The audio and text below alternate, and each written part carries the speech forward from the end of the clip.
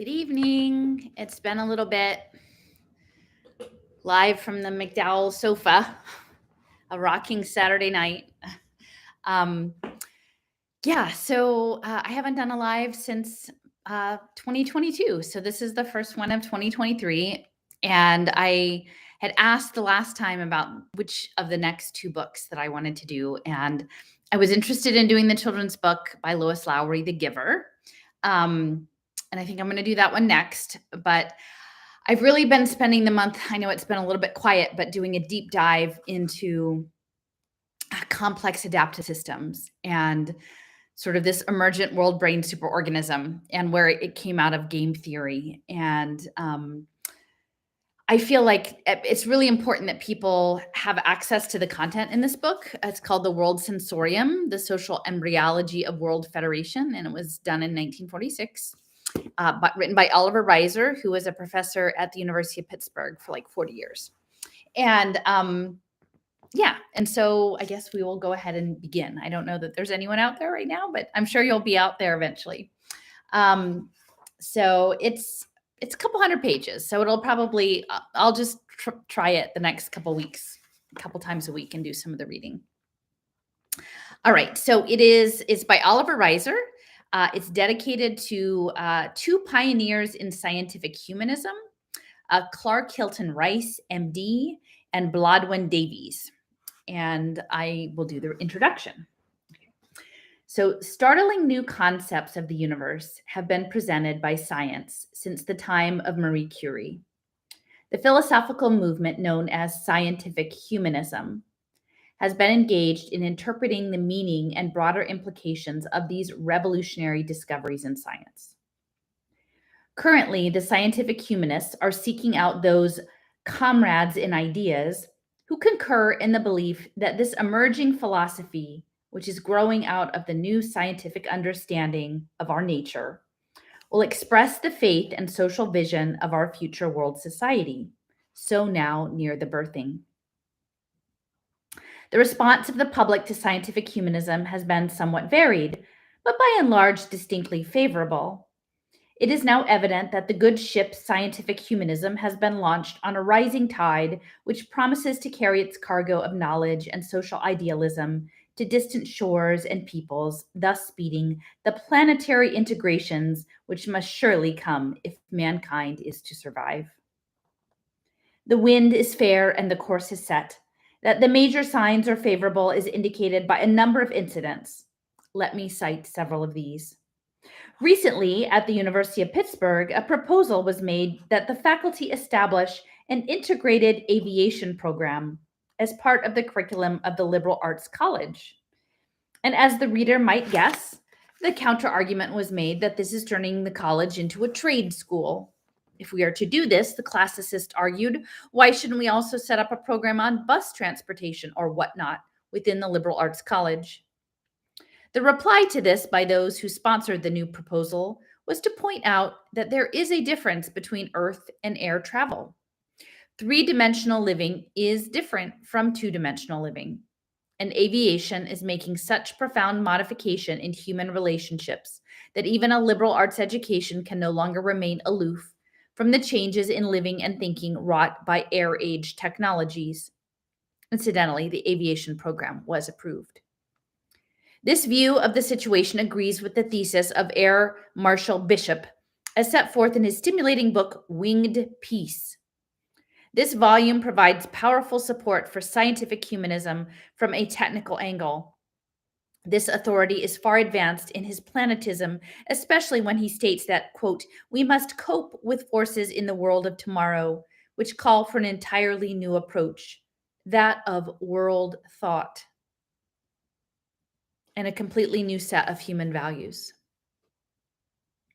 Now, this is the stuff that I just want to point out that's really important as we deal with all of the stuff with the culture wars, that's to keep you distracted from this part, which is the scientific humanism part that's going to encompass everything.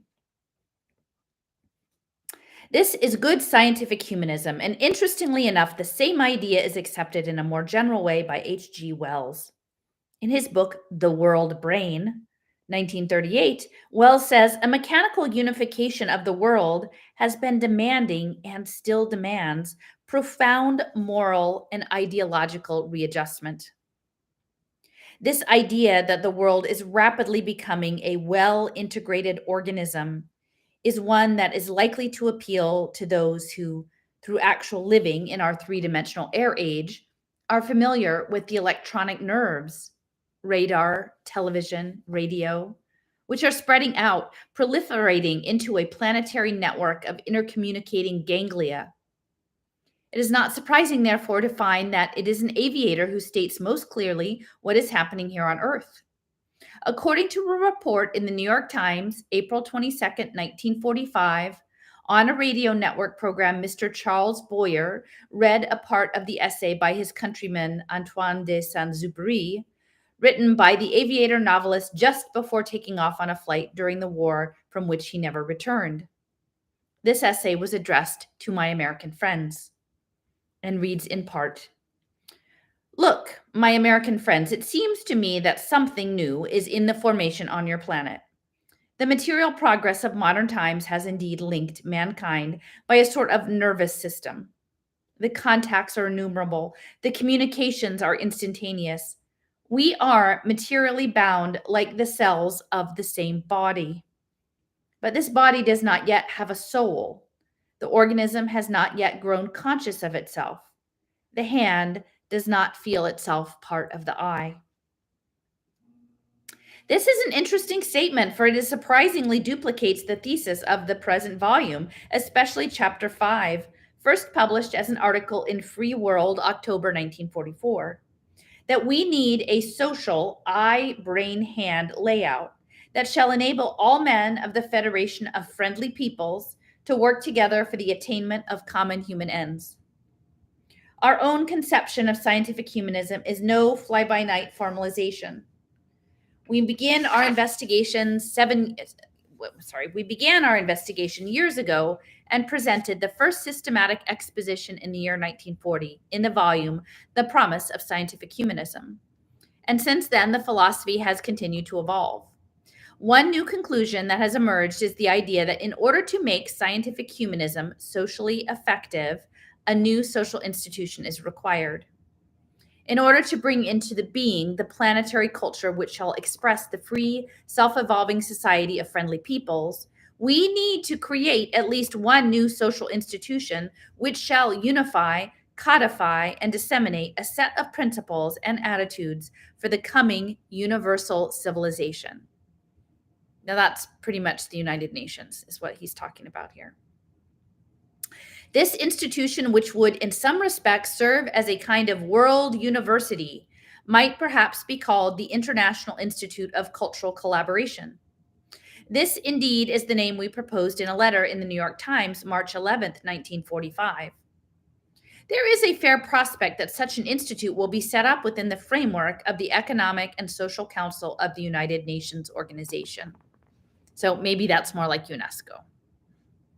Whatever its name, this new social organization would in fact function as an institute of scientific humanism, for it would aim to pull together the scattered efforts of regional groups and integrate research in science and creative work in the arts and philosophy on an international scale.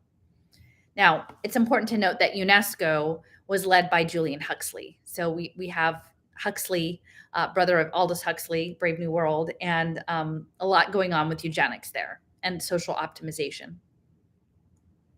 Thus, to make scientific humanism socially effective, we foresee the need for an international and ultimately supranational institution where the basic theory will be elaborated and made available to those who are preparing to make the vision and program practically significant in the economic and political recreation of society.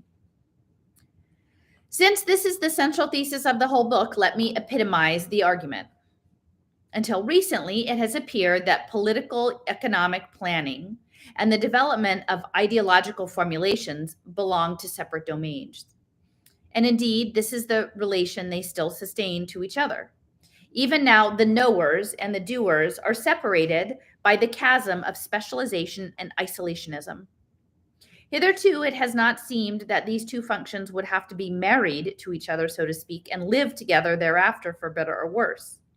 But recent events have served to crystallize the conclusion that we need to unify the development of a philosophy of social reform with the ongoing political administration of society. So, social reform, right? That's impact finance and social ventures. Pardon me, let me get it. Yeah, social reform. It goes all the way back to the 18th century Enlightenment. It's not good. When I used to listen to NPR, I always thought that would be good, right? But this is not good because it's going to be baked into the machine. Okay. The main conclusion that we are led to is that these two relatively independent functions of social change must in fact merge and become one, if either is to become of any value and both are to survive in any form at all in a future world. In brief, what we are here proposing is the establishment of a world university which shall in function serve as an institute of scientific humanism, devoted to the supreme undertaking of working out the economic political plans which our new world of planetary integration calls for.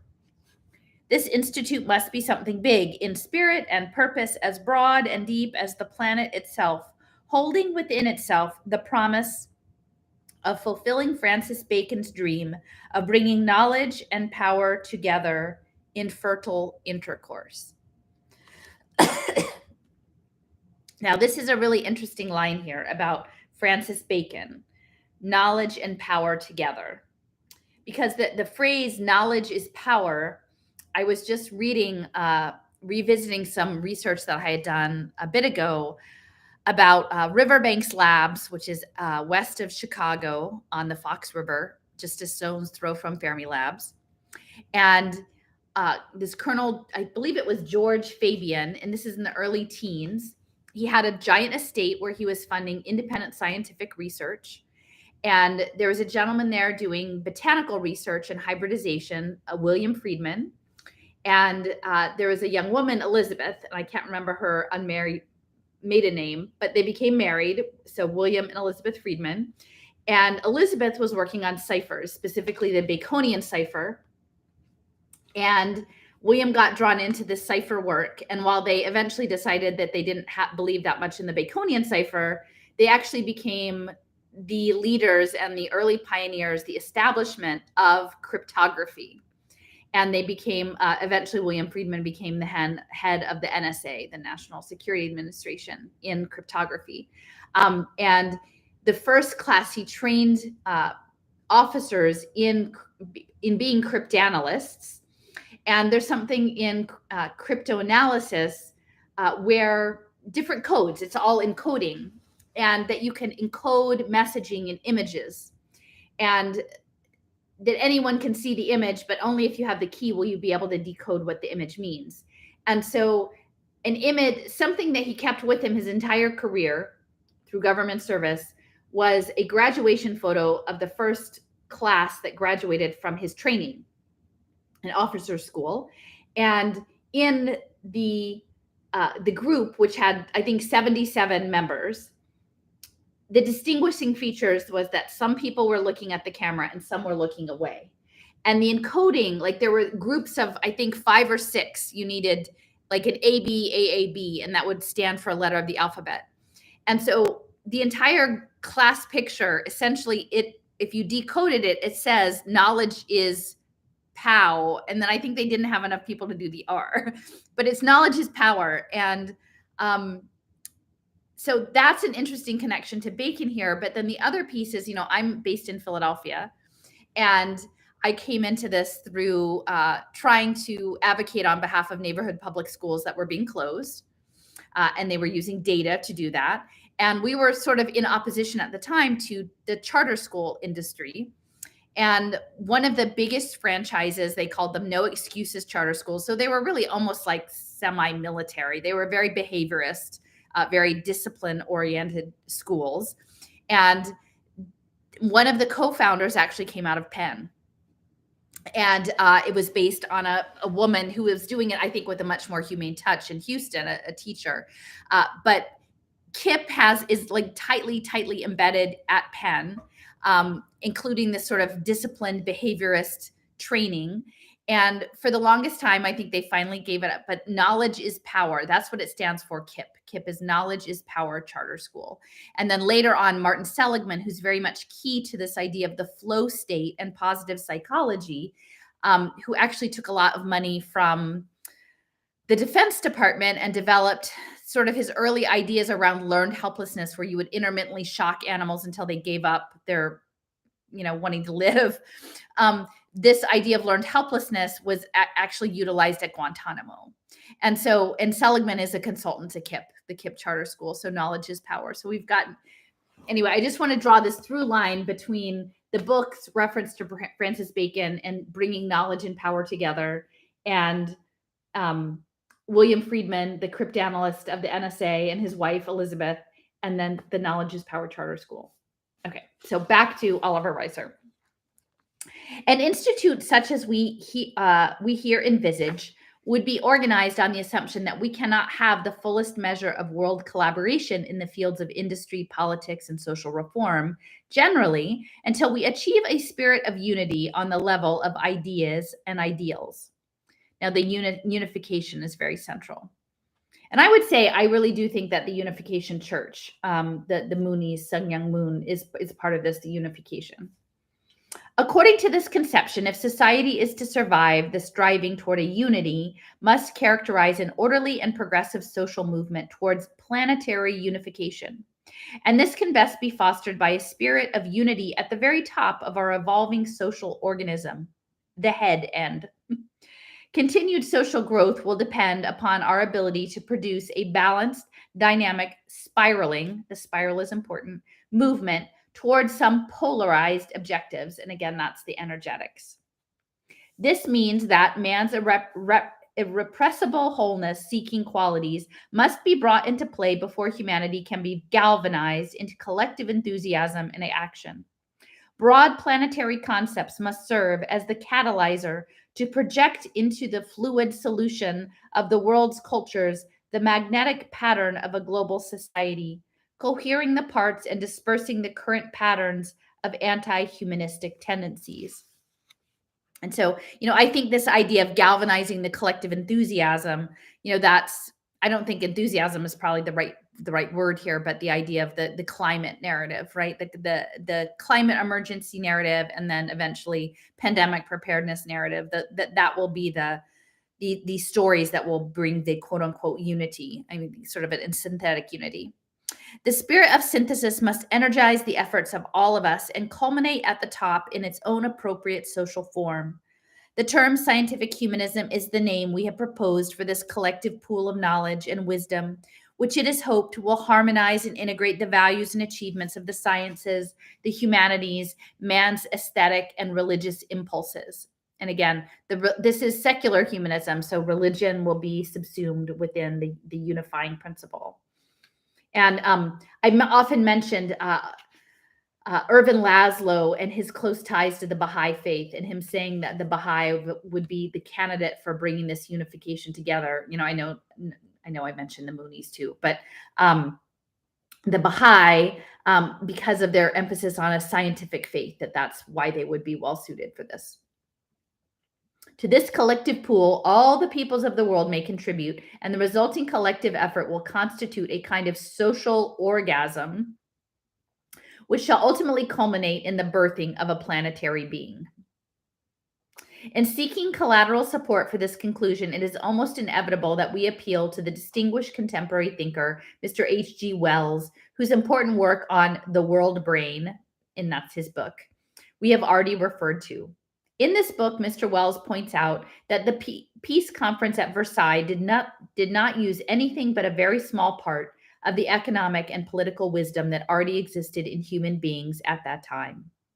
At the time of the birth of the League of Nations, practically nothing had been done to draw our knowledge together into a comprehensive conception of the world. Realizing that we live in a world of unused and misapplied knowledge and skill, Wells' answer to the problem of utilizing our scientific knowledge beneficially is found in the proposal to create a social organ, the World Encyclopedia, which would, as Wells says, play the role of an undogmatic Bible to a world culture. In Mr. Wells's own words, I am sketching what is really a scheme for the reorganization and reorientation of education and information throughout the world. And I would say we would probably need to consider like Google's role in this, right? The World Encyclopedia would hold men's minds together in something like a common interpretation of reality. And again, that gets into the fake news stuff. And without this new institution, there is no hope whatsoever of anything but accidental and transitory alleviations of any of our world troubles. Another writer and leader to whom I appeal for a measure of support for our conception of a planetary democracy. This is very important, planetary democracy, because the democracy will be the tokenomics, the blockchain tokens, the democracy reboot. I appeal for a measure of support for our conception of a planetary democracy is Thomas G. Masaryk. Dr. Masaryk often said that democracy is more than a political system. It is a whole philosophy, a complete outlook on the world, a way of regarding the universe. Democracy based on an ethic of humanity works by scientific method. Science, therefore, is the very genius of democracy. Without understanding democracy, without understanding democracy is an impossibility. So the steering mechanism, that is cybernetics, Kubernetes governance. And ultimately with complex adaptive systems, they want to have a bottom-up system. Now, I'm not necessarily saying I'm in favor of a top-down system because that is very totalitarian, but they're advancing this idea of a collective participation with tokenomics, and we don't understand what that means exactly. We don't understand it as a machine, as part of a machine consciousness, and as part of like pulling us into a giant global superorganism without our informed consent. So it's not a political ideology in terms of like communism and socialism. I keep trying to emphasize in my discussions about like the ant computer that this is sociobiology. This is E.O. Wilson's idea that we will be like social insects and follow simple rules. And through consistent and faithful following of simple rules, we will achieve some sort of very complex dynamic behaviors in the rules. And the following the rules is done through the token engineering. So back to Reiser. This idea that we need a new social institution devoted to cultural integration and concerned with the working out of a universal theory and system of education administered by local regional groups trained in an institute to protect and disseminate the new social concepts will prove repugnant to many. All those, in fact, who reject any all-over or master plan for controlled social change.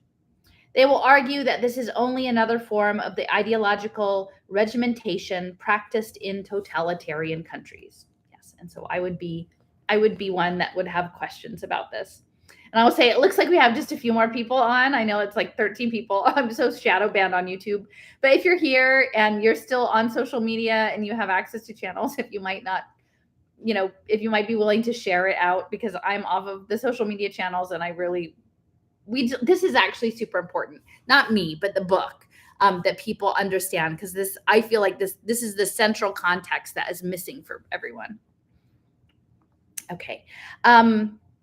So the reply to this objection is that the set of principles, the attitudes, and the program which will guide us will, like the pronouncements of the scientists who employ scientific method in arriving at their results, will not be the product of any one man. Scientific method is democracy in thinking, and political democracy at its best is scientific method in action. There is no dictatorship here. To the collective pool of knowledge and social vision we build up for guidance, all races and nations are socially free to contribute. This method is no more totalitarian than the techniques for applying our established medical knowledge in the interest of public hygiene and sanitation. As one might anticipate, this charge that this world culture would stereotype people and make them all think alike has already been dealt with by Mr. Wells, who comments as follows, quote, most of these elegant people who want the world picturesquely at 6s and 7s are hopeless cases.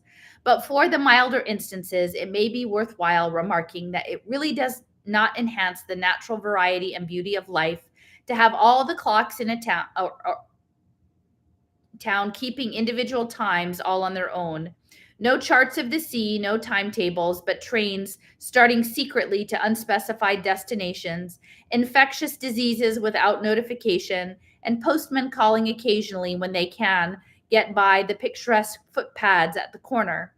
I like order in place of vermin. I prefer a garden to a swamp.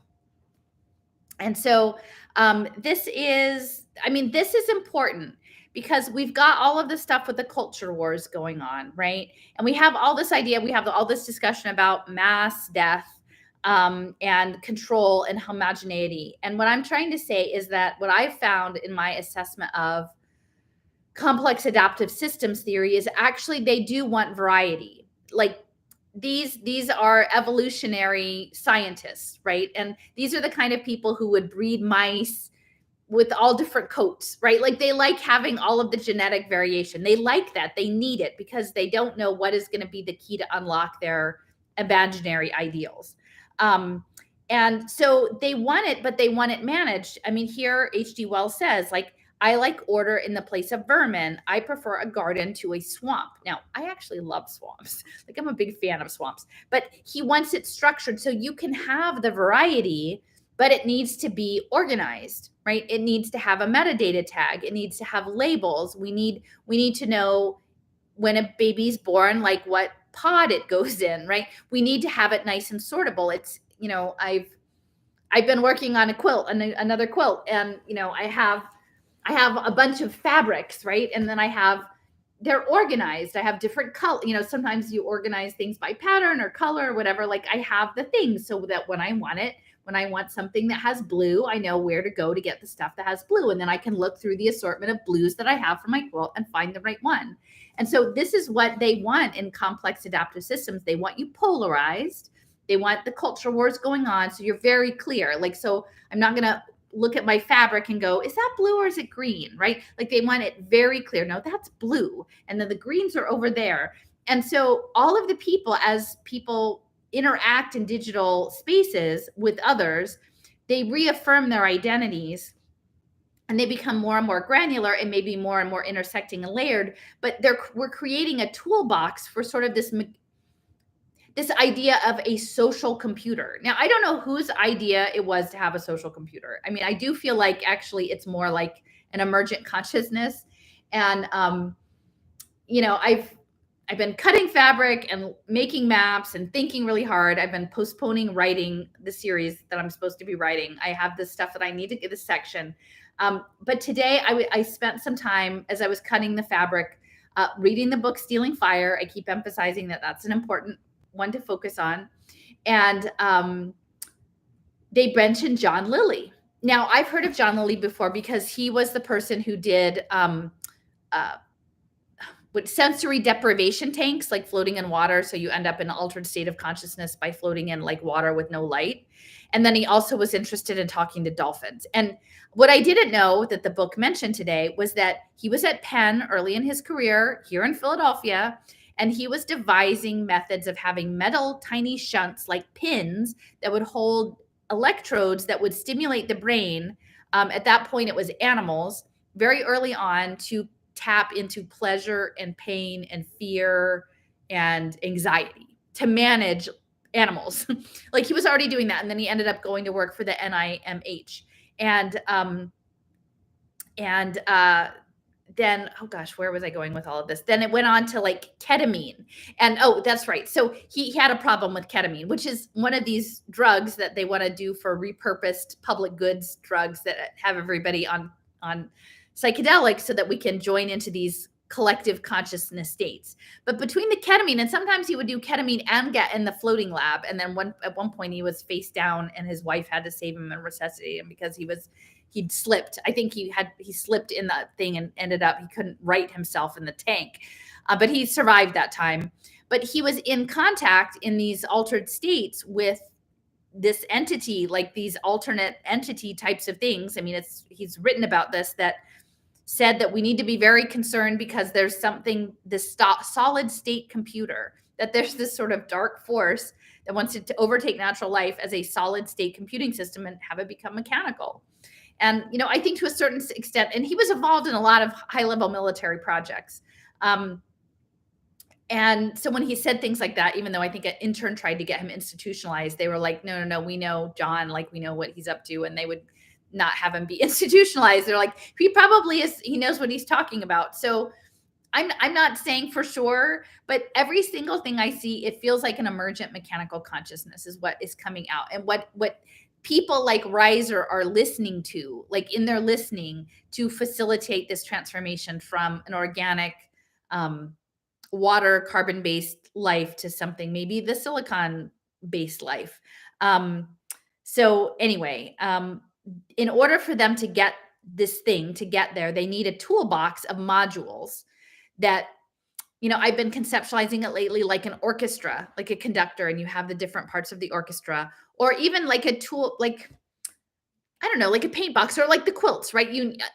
There's bits and pieces, and you need it ordered so that you can get what you want when you want it. And that's the garden, not a swamp. And I would say swamps are pretty good.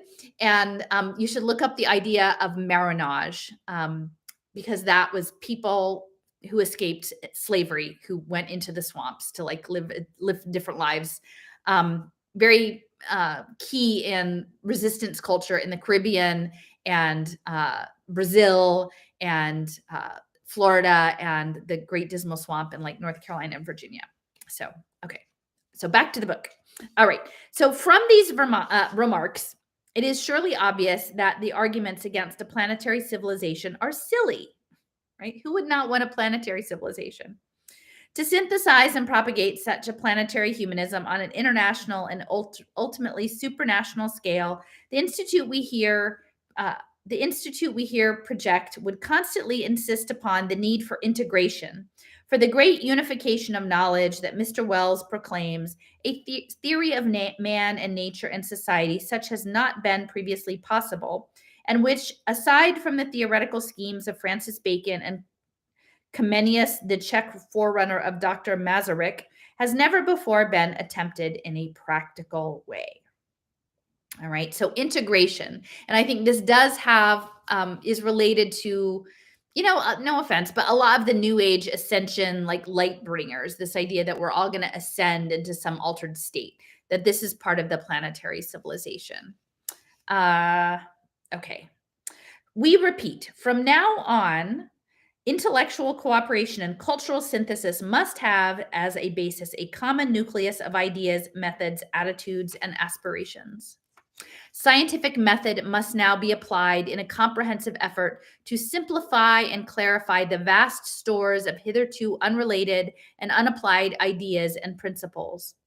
Human beings have some cause to grow impatient with the failure of their thinkers and teachers to provide society with rationally defined objectives and broadly planned purposes.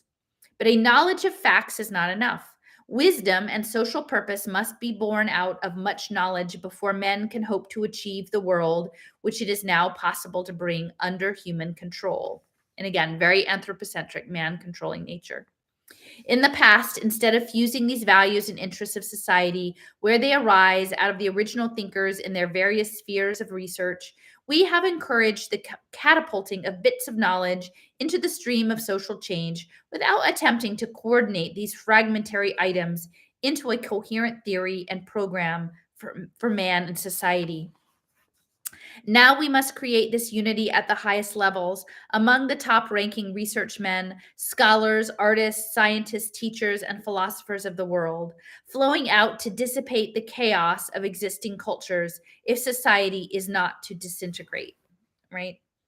So I guess where we're at now is they imagine that we're in chaos. The people of the United Nations have undertaken to cooperate in the creation of a federation of cultures in a planetary society. We are pledged to work together in a great unified conscious change, a creative self-evolution. Now that's part of this bottom-up human computation aspect.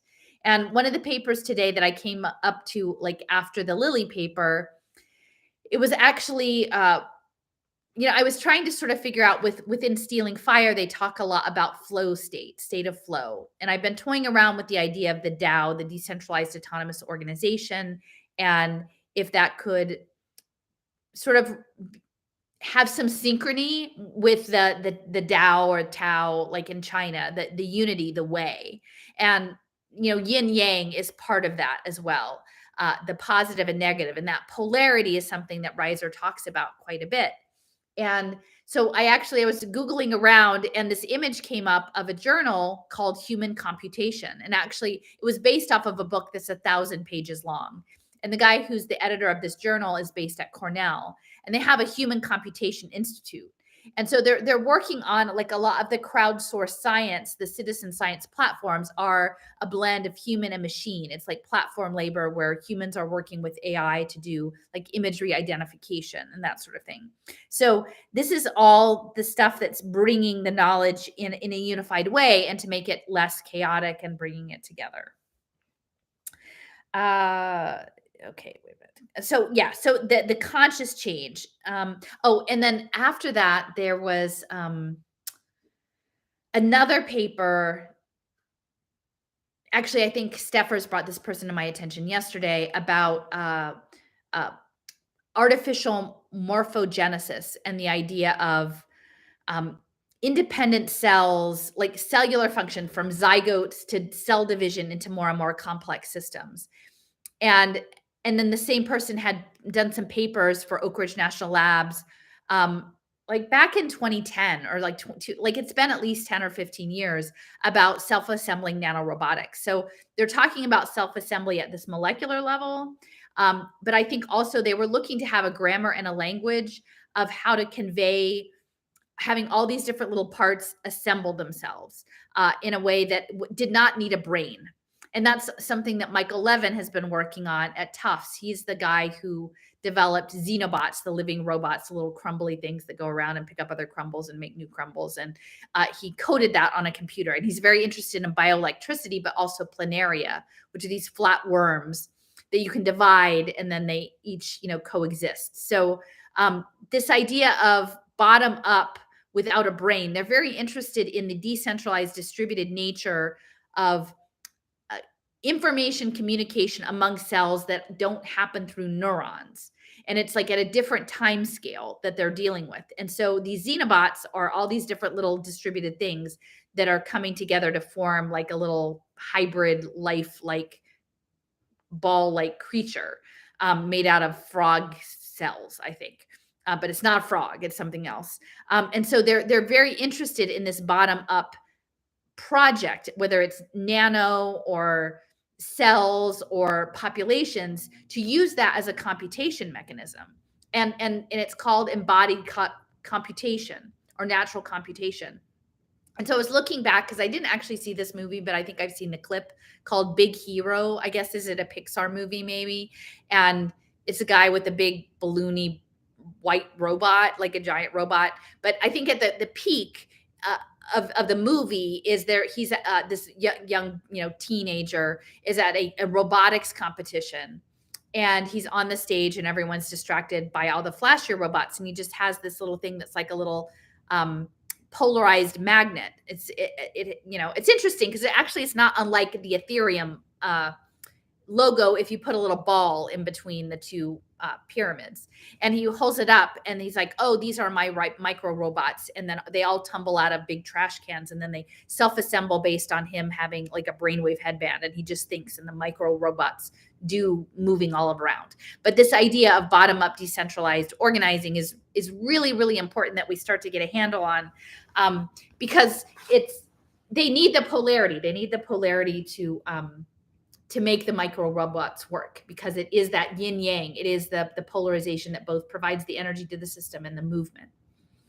Okay. I don't know why my nose is so itchy. Sorry about that, guys.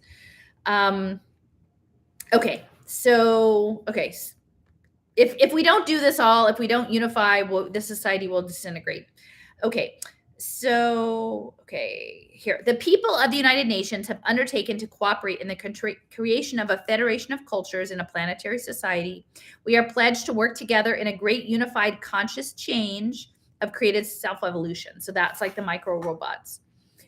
This is an enormous undertaking. This aspiration toward unity should naturally seek new ways to express itself, and there could be no better home for the emerging spirit of the planetary civilization than the Institute of Scientific Humanism to harmonize the strivings and collective achievements of the people of the earth. Now, and I think harmonization is actually also a really key word. One of the books, and I have not gotten that far into it yet, but it's by this guy Haquan Lau in Consciousness We Trust. Because really, in order to enter into the micro robot scheme and the state of flow, they need ego death, and so that's stealing fire. Stealing fire is all about getting in an altered state of consciousness so that you can have ego death and meld with the collective Borg to become a super, human computational surface. And I have all the papers. I can put a link in the comments at the end of this map that I've been doing. Like, it has a lot of original resource papers that people can look up, but I know it sounds crazy. But Quan Lau, he was actually at East Denver, and he's at Riken Labs, which I think is in Japan, working on consciousness studies. But he's also involved in a universal basic income pilot called Harmony. So I do believe that. I mean, I can't prove it. Like, nobody's written it down on a letter about the DAO, but Leo mentioned to me that the early decentralized autonomous organizations were actually called decentralized autonomous corporations. And once you understand that the organizing principle, it isn't about a business structure, it's about an organizational structure, literally. And in some ways, the micro robot collective aspect of this is that they actually don't want an incorporation. They don't want something that's going to imply top down. They really want bottom up, and they're really going to integrate this idea of cooperatives and democracy and the agora into everything. Because remember, for the emergence, they need something without a brain. They need something that's not communicating through neurons, but is communicating through some sort of other electrical signal that isn't linked to a vertebrae and a brain. They want it distributed. Which is why they're so interested in the slime molds and the planaria. But this UBI is a coordinating mechanism on blockchain, and it is an organizing mechanism for a super organism. So the shift from a DAC, decentralized autonomous corporation, to a DAO, a decentralized autonomous organization, is that, like, most people, I think, would initially imagine just like, oh, an organization like an NGO, right, as compared to a corporate structure. And that in the past, we were doing, we've been conditioned, and myself as well. Like, I considered myself liberal, and then progressive left, and then, oh my gosh, no, that's not it, right? And other people were maybe like moderate, and then conservative, and then alt-right or something. But what I'm saying is that entire aspect is about the polarization.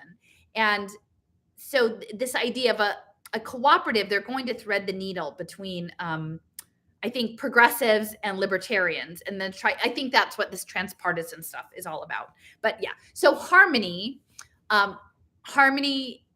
is a coordinating mechanism on blockchain of energy. So I think harmony is really important. Because they want if you're playing a symphony of life, if the mechanical consciousness steps on stage and it wants to take the baton and conduct the symphony, it needs all the different kinds of instruments. It just needs them. Like, they don't want the flutes messed up with the cellos. Like, you've got to know your spot and stay in it. And that feels like what this is. Okay. So back to the book. It will be noted that in the chapter headings of this book, we are following through on the organismic theory in a realistic manner. We speak of marriage, the marriage of intelligence and love, knowledge and power, and we refer to a social organism as the supreme effort at the organization of morphogenetic fields. Again, this is what they're after, and it's crazy that they've been after it since 1946. I mean, probably far earlier than that, but he's talking about it in 1946. And I actually, in the post I made 2 days ago, it's the first of like kind of this long and rambling series that I'm working on. There's actually a clip in there of Charles Eisenstein and Sepp Kamvar talking about morphogenetic fields. And it's I mean, it's kind of a bizarre conversation because Sepp Kamvar is talking about, I don't know, retributive justice, or Popeye and olive oil and Bluto, and how it's not good to address injustice with violence. And so instead we should use it, the morphogenetic field. And he's like, so Charles, tell me about your ideas about the morphogenetic field, morphic field. Actually, I think he says morphic field instead of morphogenetic. But I think that they really are after something at that morphic level. And so it's interesting that this comes in. Okay, so the morphogenetic fields which shall guide the developing fetus. So this, what they're after in the complex adaptive systems is embryogenesis, the idea of being able to get the code of life that allows a zygote, again, yin yang, the egg and the sperm, to evolve into the complex thing that is sitting here on this couch. How does that happen? What is the language? What is the code? How can we use it? How can we use it to make our microcrumble xenobots? How can we use it to make hybrid human machine minds? There's something out there that has this really bizarre sense of like ownership over all of the stuff, but they need the language, they need the code, and that's about the embryogenesis. So when he's talking about the fetus, I know it feels a little uncomfortable and yucky. Like I remember the first time I read it, it was like, ugh, like social orgasms and fetuses, and it felt just kind of graphic, but there's a purpose to it, because actually it's not necessarily the graphic act, like lovemaking act itself. It is the science of this organism, of the zygote, that they're interested in. So that's, I feel like that this is significant. So the period of gestation, the labor pains, and the final birthing, which bring to completion the biological sequence of the fruitful union, are all parts of the social embryology of planetary humanism. Thus, the pattern of development of the book is woven through the central phenomenon of our planet, the resurgence of life and the universal fact of birth in the midst of death and destruction of the old. Now, I will say one of the things that I was looking at today that was really interesting about the nano self-assembly and this idea of artificial morphogenesis, so like taking the idea of embryogenesis but making it mechanical, was this idea of assembly and disassembly, right? And that you would build something up and it would serve its function, and then you would want it to take itself apart.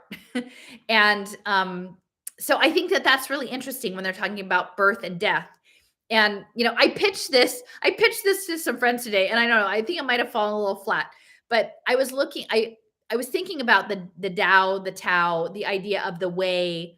A lot of the research that I have been doing into the Berggruen Institute and Nicholas Berggruen, pouring a lot of money into China and looking at, I did this big map of all the people in the Berggruen Institute, and there was a lot that had to do with Confucianism and China and Chinese philosophy. And Confucianism is actually very much about a social code, like a very structured set of expectations about how one acts. So to me, that feels like the smart contract layer, like the logic layer. And then you have a Taoism, which is a natural energetic system, and the flow, right? The qi, the energy flow with the yin yang is the Taoism. And then the third main influence in China is Buddhism. And so I was like, well, how would that fit in? But I thought, well, with this idea of assembly, reassembly, like that is almost a reincarnation, right? Like you're a unit of a micro robot or a social physics element. And so you're gathered together. I mean, again, like a symphony, like there's certain people who are gathered together to play, and then they play, they do the function, and it reaches some completion point, and then everybody goes home, right? And then, I mean, there's times in which maybe you bring the same people together, but then maybe you have like, you're not doing the whole symphony, you're just having a quintet, and then it's a different group of people that are assembled, and they do the thing, and then they're done, and then it goes back. And so that cyclical of creation, destruction, or dissolution, I feel like is something that's kind of interesting. I don't know if it makes sense to anybody else. Feel free to chime in the chat if that feels crazy, but like Confucianism as smart contracts, Taoism as energy, natural energetics, and then Buddhism as the reincarnation version of assembly disassembly is part of this morphogenetic element. And something that Leo did mention to me too was that Rune Christensen, who is one of the leads in the MakerDAO space, that actually that he had ties to China. I mean, everybody has ties to China, but he actually he spent time there as a young person, and his wife is Chinese, and he has a lot of connections. So again, maker, the creation, Tao, the energy, like moving energy, and how that relates to both tokenomics in governance, tokenomics in finance, and the UBI, and this idea that maybe as part of the UBI that we enter into cloud mind digital engagements of people, like human minds and machine minds in those spaces. Okay, so all right. So so back to the book, if there were no resurrection from the forms of the past, humanity's age-long struggle towards light and life would indeed be an abortion of the giant social embryo, the planetary being which is to come. It is my hope that scientific humanism may not only provide the seminal principle for the earth ovum, but serve also as the mental guiding field for embryogenesis. Wow. I even underlined this in the past. I didn't even really see I probably had never seen embryogenesis before. So yeah, there we go. We've got embryogenesis, a field. It's field-based computing. Some of the stuff I was reading today was about alternative methods of computing for Moore's law, like not linear computing anymore, bottom up, distributed computing. So yes, the seminal principle for the earth ovum, the guiding field for embryogenesis, so that the viable offspring of the planet's own quickening effort shall be the spirit of mankind incarnate, the planetary logos made flesh in a world sensorium. And so I'll just pause here and say that the spirit of mankind incarnate, that is a direct reference to Talhar Desjardins. And the more I'm looking at this again, it feels like Reiser must have been in close contact with Huxley, who was creating UNESCO. It seems like UNESCO is pretty much what he's talking about as this institute, to set up this World Institute. And Huxley, so Talhar Desjardins, if you haven't heard me talk about him before, he was a Jesuit priest who was, I think, a geologist. He spent a lot of time in China, and he was part of a unit that discovered the Peking Man outside of Beijing. Again, a lot of the stuff that's going on is happening in Beijing. And he imagined, again, this idea of the noosphere. And this had come also through Vladimir Vernadsky, who was a biogeochemist in Russia. So you've got this idea of the building blocks of life, biogeochemistry, evolution, the evolutionary trajectory, and what Talhar Desjardins was integrating his faith practices with his science. And he said, human evolution isn't over. The next stage is that we progress to a thought layer over the earth. And this is called the noosphere.